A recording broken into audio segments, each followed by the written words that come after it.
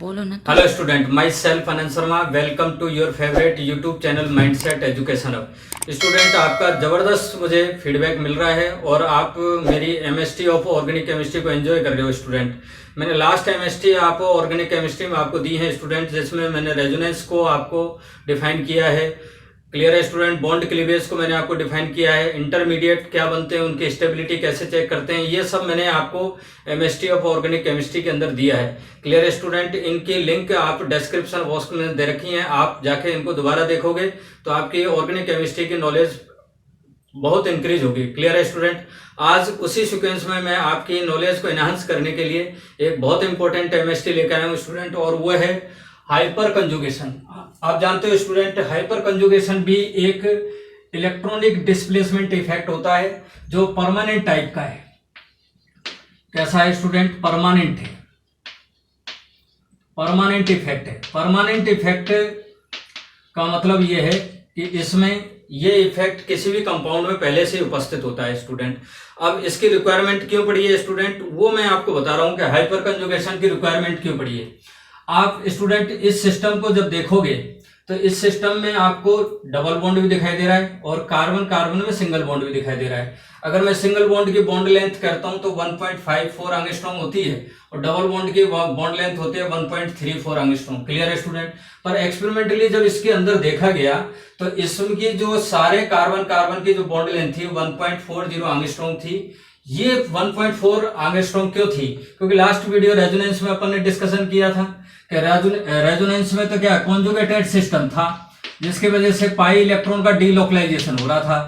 अब पर यहां तो कॉन्जुगेटेड सिस्टम है ही नहीं। बात समझ आ रही?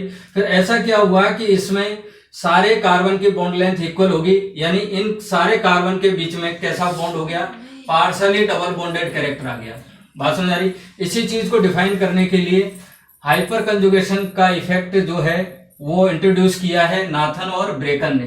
तो नाथन और बेकर ने इसको इंट्रोड्यूस किया था, इसलिए इसको नाथन बेकर इफेक्ट भी कहते हैं। क्लियर है स्टूडेंट? अब इसमें हो क्या रहा होगा, जैसे रेजोनेंस में आपने देखा है कि डीलोकलाइजेशन होता है पाई इलेक्ट्रॉन का, वैसे ही यहां सिस्टम को स्टेबलाइज करने के लिए डीलोकलाइजेशन हो रहा है सिग्मा इलेक्ट्रॉन का। किसका हो रहा है student? Delocalisation of sigma electron. यानी जब इस तरह का एक सिस्टम हो, यहां आपको पता है ये प्लेनर सिस्टम है स्टूडेंट, कॉन्जुगेटेड सिस्टम है, पर आप यहां दिख रहा है कि ये sp3 हाइब्रिडाइजेशन है। अब इस सिस्टम को स्टेबलाइज करने के लिए जो C और H ने, C और H में अगर आप देखोगे तो C की इलेक्ट्रोनेगेटिविटी ज्यादा है तो पार्शली नेगेटिव चार्ज होता है और यहाँ पॉजिटिव चार्ज होता है। बोलो बात समझ रही है? तो इस नेगेटिव चार्ज की वजह से अब आप देखोगे तो negative CH double bond CH2 एक तरीका से कॉन्जुगेशन स्थिति क्रिएट होगी। क्यों क्रिएट हुई है? क्योंकि सिग्मा इलेक्ट्रॉन का डीलोकलाइजेशन हो गया और सिग्मा इलेक्ट्रॉन का डीलोकलाइजेशन होने की वजह से अब ये सिस्टम क्या हो गया? स्टेबलाइज हो गया। तो डीलोकलाइजेशन ऑफ सिग्मा इलेक्ट्रॉन को ही अपन क्या कहते हैं? Hyper conjugation. बात समझ आ रही है आपको? अब इसमें हो क्या रहा होगा कि ये सिग्मा इलेक्ट्रॉन ब्रेक होता है तो डबल, यहाँ इलेक्ट्रॉन डेंसिटी बढ़ेगी, यहाँ डबल बॉन्ड आ गया। बोलो बात समझ आ रही कि नहीं? अब ये इलेक्ट्रॉन यहाँ इंक्रीज हो गया तो यहाँ इलेक्ट्रॉन डेंसिटी बढ़ गया। पर आप दिख रहा है बेटा कार्बन और हाइड्रोजन, कार्बन और हाइड्रोजन के बीच में कोई बॉन्ड नहीं है, पर यहाँ हाइड्रोजन अपनी पोजीशन चेंज नहीं कर रहा है। इसी टाइप से सारे हाइड्रोजन धीरे धीरे अपने सिग्मा इलेक्ट्रॉन को डीलोकलाइज करेंगे पूरे सिस्टम के अंदर, और इस तरह से एक इमेजिनरी स्ट्रक्चर इसके अंदर बनेंगी। इन इमेजिनरी स्ट्रक्चर, जैसे रेजोनेंस में रेजोनेटरी स्ट्रक्चर बोल रहे थे इमेजिनरी स्ट्रक्चर्स को, इनको भी अपन कहेंगे हाइपर कॉन्जुगेटेड स्ट्रक्चर्स। क्लियर है बात? आपको बात समझ आ रही है आपको? यानी इसमें सिस्टम को स्टेबलाइज करने के लिए कार्बन ने एक तरीका से कॉम्प्रोमाइज किया, जिससे अपने सिग्मा इलेक्ट्रॉन को डीलोकलाइज करके पूरे सिस्टम को स्टेबलाइज किया है। तो इसलिए अपन इसको क्या बोलेंगे बेटा? Compromise of carbon. बात समझ आ रही? आपको पता है सिग्मा बॉन्ड स्ट्रॉन्ग बॉन्ड होता है, पर यहाँ इस कार्बन ने कॉम्प्रोमाइज किया, अपने सिग्मा इलेक्ट्रॉन को ही, सिग्मा बॉन्ड को ही ब्रेक करके सिस्टम को स्टेबलाइज किया है, इसलिए अपन इसको कह रहे हैं कॉम्प्रोमाइज ऑफ कार्बन। बात समझ आ रही है आपको? अब आपको दिख रहा है कि यहाँ जो सिग्मा इलेक्ट्रॉन है वो पाई बॉन्ड के साथ कॉन्जुगेटेड स्थिति में आ रहा है, तो इसलिए अपन इसको सिग्मा पाई कॉन्जुगेशन भी कहते हैं। कार्बन और हाइड्रोजन के बीच में कोई बॉन्ड नहीं है, और बॉन्ड नहीं है और रेजोनेंस की तरह ये दिखाई दे रहा है, इसलिए इसको कहेंगे नॉन बॉन्डेड रेजोनेंस। बात समझ आ रही है आपको? अब एक और है, इसी टाइप का कॉन्जुगेशन जो है इस तरह के मॉलिक्यूल में मिलता है, जिसमें sp3 हाइब्रिडाइज कार्बन sp2 के कांटेक्ट में होता है, यानी कार्ब कैटायन के अंदर। यहाँ ये वैकेंट p ऑर्बिटल है जिसके अंदर ये सिग्मा इलेक्ट्रॉन डीलोकलाइज हो रहा है, इसको भी अपन हाइपर कॉन्जुगेशन कहते हैं, इसलिए अपन इसको क्या बोलेंगे, सिग्मा p रेजोनेंस। बोलो बात समझ आ रही कि नहीं? अब स्टूडेंट कंडीशन क्या है, कहाँ हाइपर कंजुगेशन होगा? तो हाइपर कंजुगेशन की एक फिक्स स्ट्रक्चर है, एक्स डबल बॉन्ड बाई, यानी sp2 कार्बन होना चाहिए। sp2 कार्बन से डायरेक्ट जो कार्बन जुड़ा होता है sp3 संकरित कार्बन होना चाहिए, जिसको अल्फा कार्बन बोल रहे हैं। अल्फा कार्बन पे जो हाइड्रोजन होता है उसको अल्फा हाइड्रोजन बोलते हैं। बात समझ आ रही है आपको? तो मैं ये कह सकता हूं कि sp2 हाइब्रिडाइज कार्बन से डायरेक्ट sp3 हाइब्रिडाइज कार्बन जुड़ा होना चाहिए और उससे जुड़ा हुआ हाइड्रोजन है, तो ये इस कंडीशन में हाइपर कंजुगेशन होगा। हाइपर कंजुगेशन आप टेस्ट करोगे। बोलो बात समझ आ रही कि नहीं? तो इसका मतलब क्या है, sp2 हाइब्रिडाइजेशन या तो एल्कीन में होता है या कार्ब कैटायन में होता है। तो एल्कीन और कार्ब कैटायन में ही अपन डोमिनेंटली हाइपर कंजुगेशन के कॉन्सेप्ट को अप्लाई करते हैं।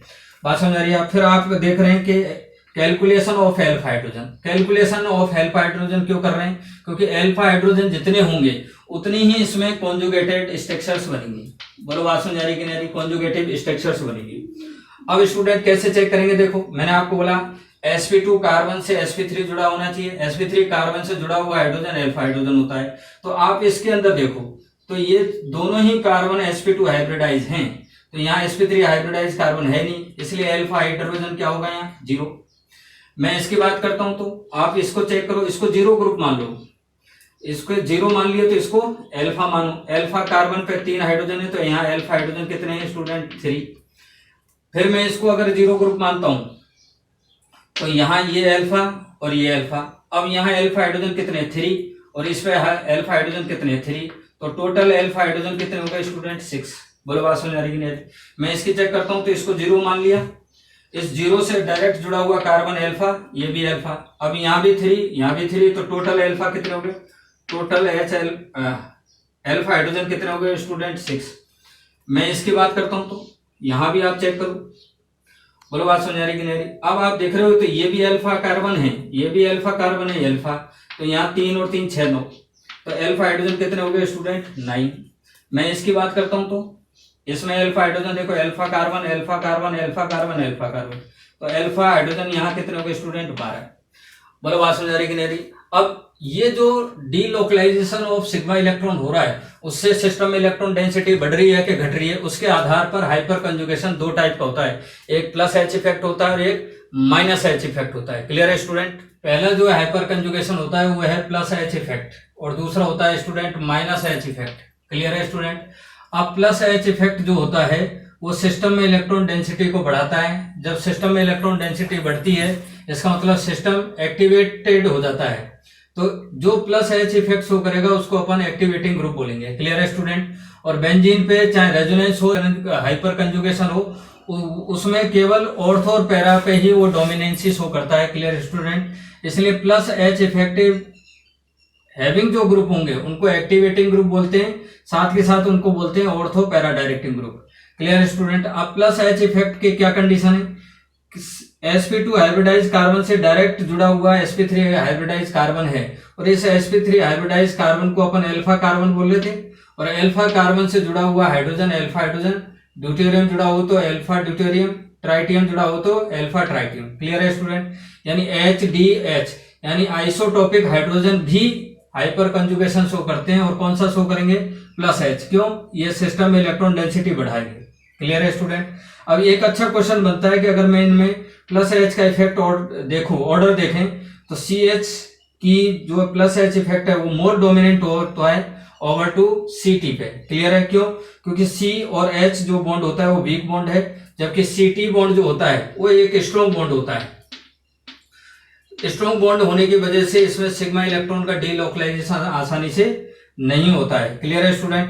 मैंने बताया कि जो सी एच बॉन्ड है इसके सिग्मा इलेक्ट्रॉन का ट्रांसफर इधर होता है, तो यहाँ इलेक्ट्रॉन डेंसिटी सिस्टम में बढ़ रहा है, यहाँ पॉजिटिव था अब यहाँ इलेक्ट्रॉन डेंसिटी बढ़ गया है, तो इसलिए अपन इसको प्लस एच इफेक्ट बोलेंगे।